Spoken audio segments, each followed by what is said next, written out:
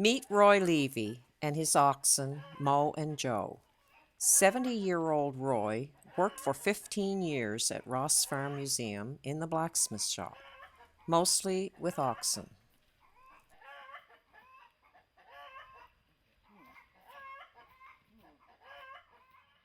Now semi-retired, Roy still spends his time at home with his oxen and his constant companion, grandson Brandon. He starts his oxen young. And then they get big enough to put a neck yoke on them. You put a neck yoke on them and play with them that way. And the horns get big enough, then you put a head yoke on them. It's usually a year and a half old. Now they're usually about 2 years old, because years ago, a 2-year-old steer was only about the size of a yearling steer now, because they didn't grow very fast. They didn't have the feed for them, and they couldn't grow. But these here is about a year old. I put a yoke on to them. Roy started as a young lad. I was about 8 years old. Yeah, I used to stay home from school to make yokes for them. My father used to buy them and sell them. He'd buy one, I'd make a single yoke for it, and I'd break that in. And then he'd come home with a mate to it. Then I'd make a double yoke and play with that. Roy learned from his father. Mostly, yeah. He didn't teach me too much about making the yoke. I just done that on my own.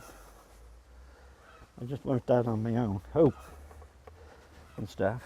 But he learned me how to drive them and stuff like that. Here, stop it.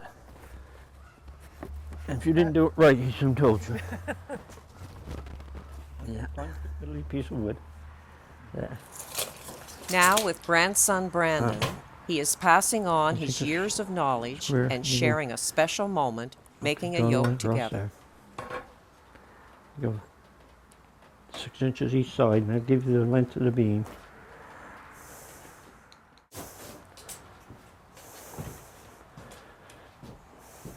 Lock tape down there. On the front side of your tape. If you don't, well, you'll only have 11.5 inches when you draw it. Back here you go 13 inches. There. Like that. See, if you mark on this side of your tape, when you put the line across, you'll be way out here with it. And you'll make it longer. Now draw them lines on there. No, that's wrong. Yeah. That, the one on the outside. That's where you strap.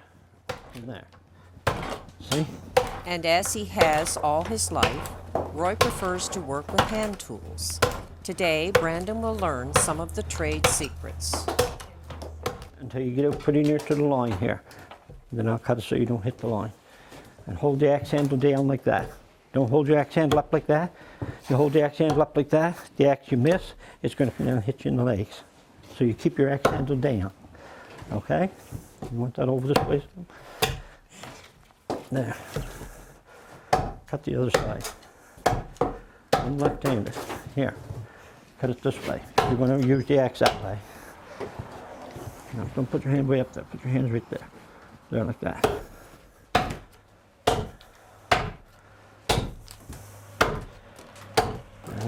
Just keep cutting across. Like that.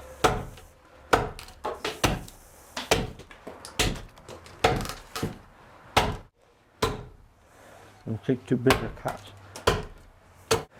Just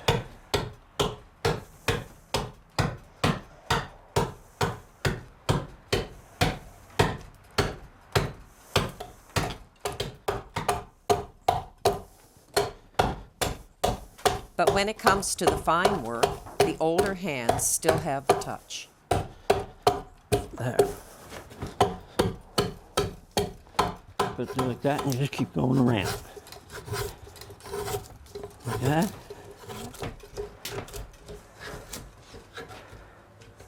You're going to pull hard. Don't take too bigger bites. Just kind of take little shavings off.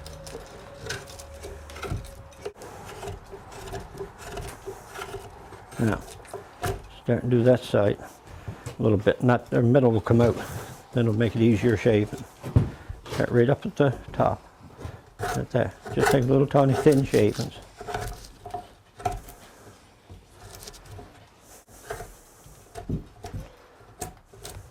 Under the watchful eyes of grandfather, grandson begins to learn the ropes.